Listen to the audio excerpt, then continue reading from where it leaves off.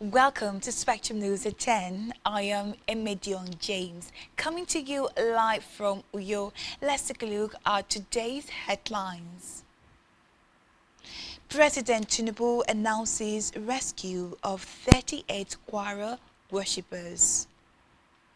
Vice President Shettima departs South Africa to represent Tinubu at AU-EU Summit in Angola. Plus, U.S. hails tremendous progress at Ukraine peace talks. We'll bring you details of these stories and more in just a moment. Please stay tuned.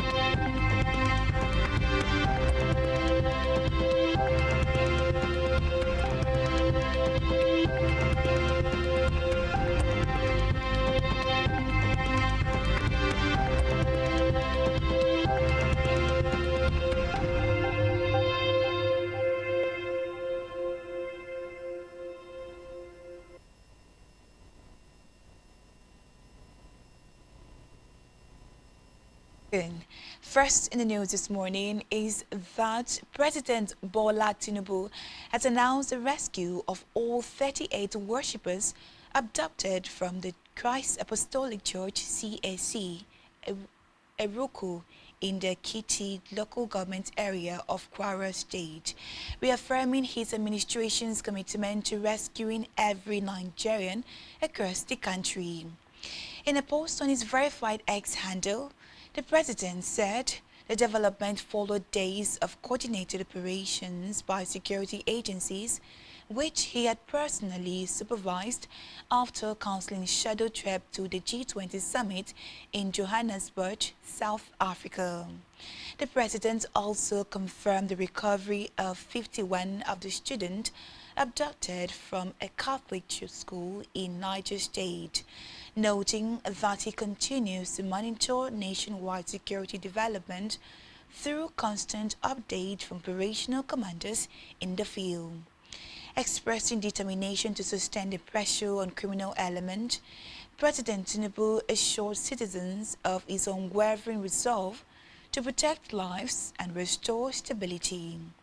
The president commended the security forces for their effort and pledged that the government would continue to strengthen intelligence, response capabilities, and interagency coordination in the ongoing fight against banditry, terrorism, and other threats.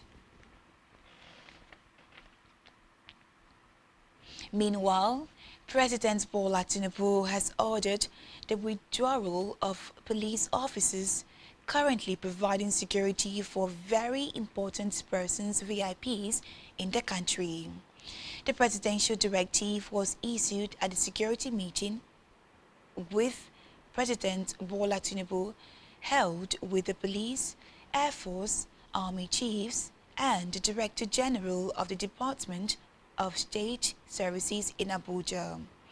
According to the presidential directive, VIPs who require police protection would now request well-armed personnel from the Nigerian Security and Civil Defense Corps. The statement said that in view of the current security challenges facing the country, Tinubu is desirous of boosting police presence in all communities.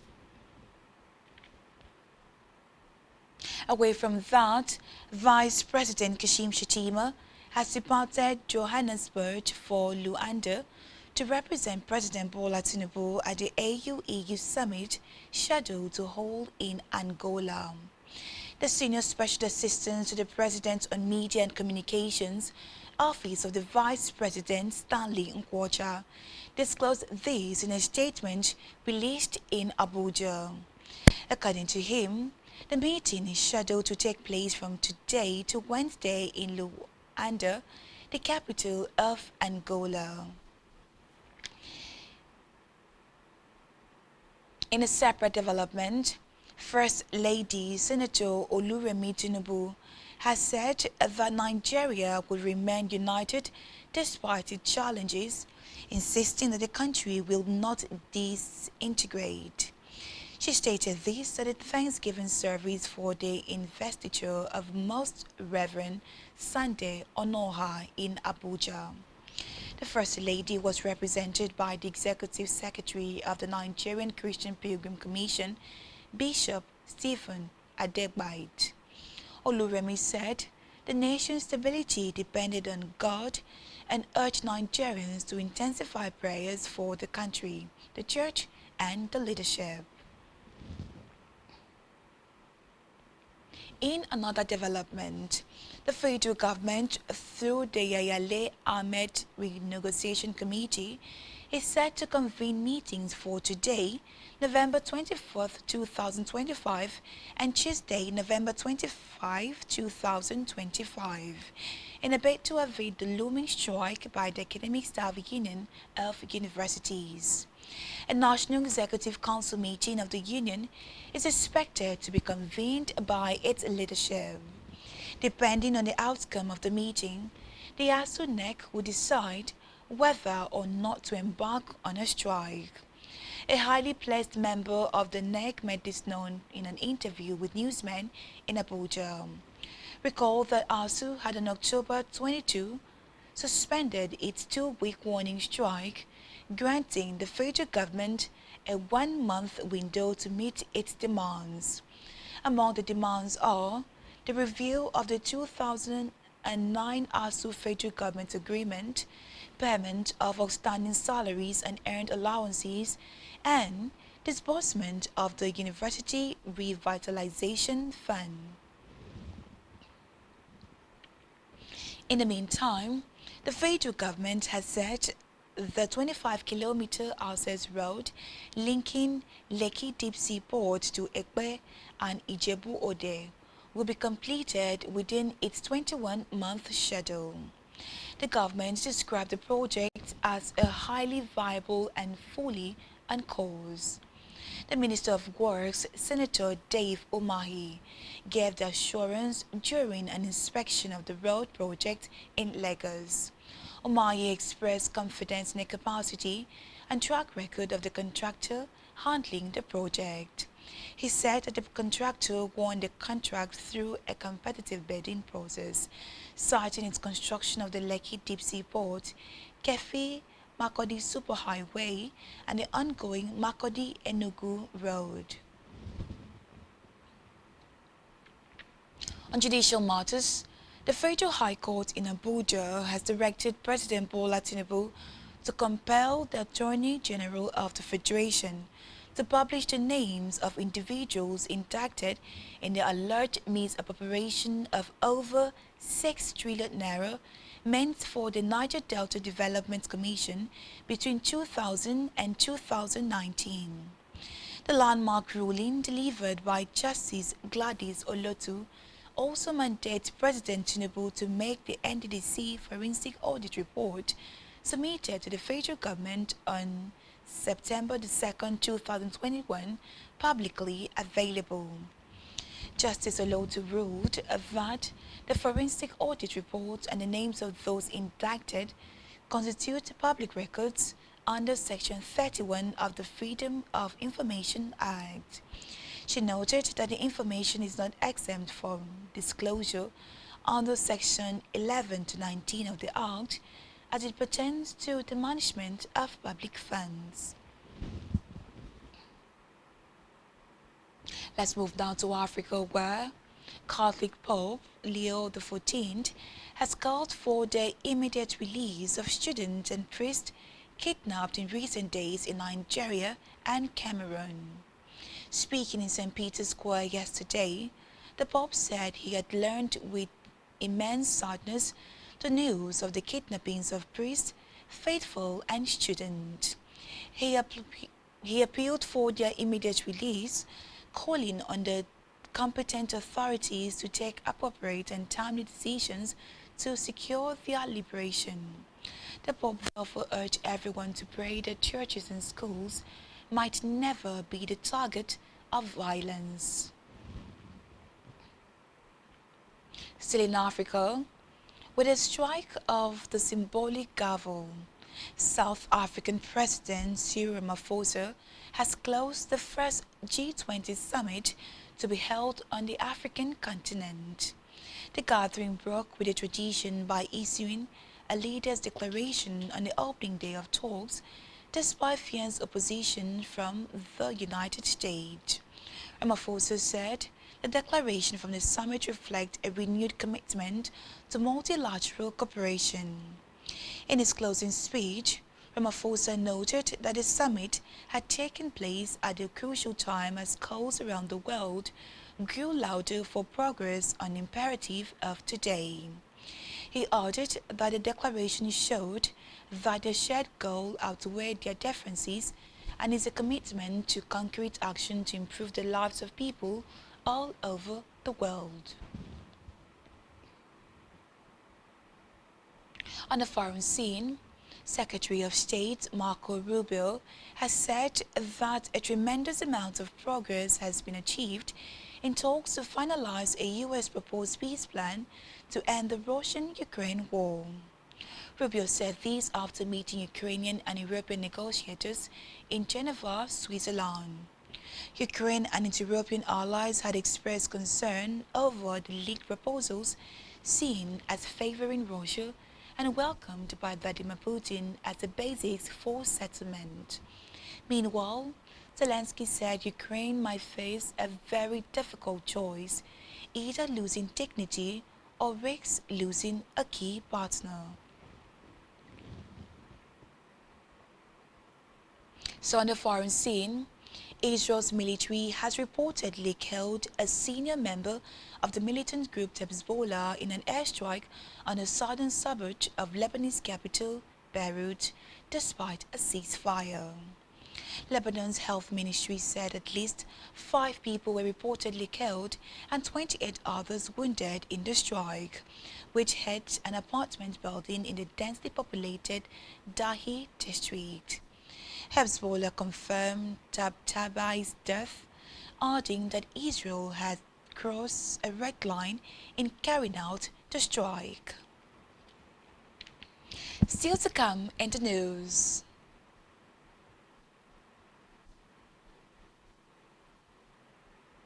Arsenal go 6 points clear with 4-1 win over Tottenham Hotspur.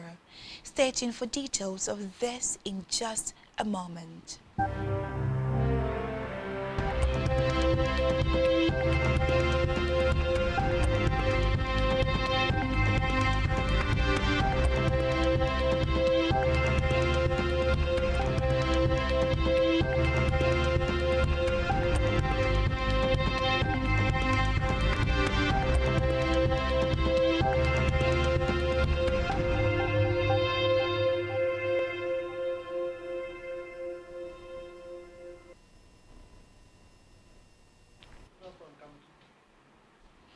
Many thanks for staying tuned. On the business news, in a bid to reduce carbon emissions to the barest minimum in the nation's maritime sector, the Nigerian Maritime Administration and Safety Agency, NIMASA, has showcased a pioneering public-private partnership module for African maritime decarbonization with the establishment of the Nigerian Maritime Continuous Emissions Monitoring System at the 2025 UN Framework Convention on Climate Change in Belém, Brazil. According to a statement by the Deputy Director Head, Public Relations at NIMASA, Usagi Edward, the agency made a presentation on the sidelines of the conference at an event it hosted. The statement added that the event highlighted Nigeria's commitment to advancing the International Maritime Organization's energy transition strategies through digital innovations. Speaking at the event, the Director General of NIMASA, Dr. Dayo Morerola, said that the agency has been consistent in its efforts for energy transition in the maritime industry in Nigeria, which has led to the Pioneer Initiative.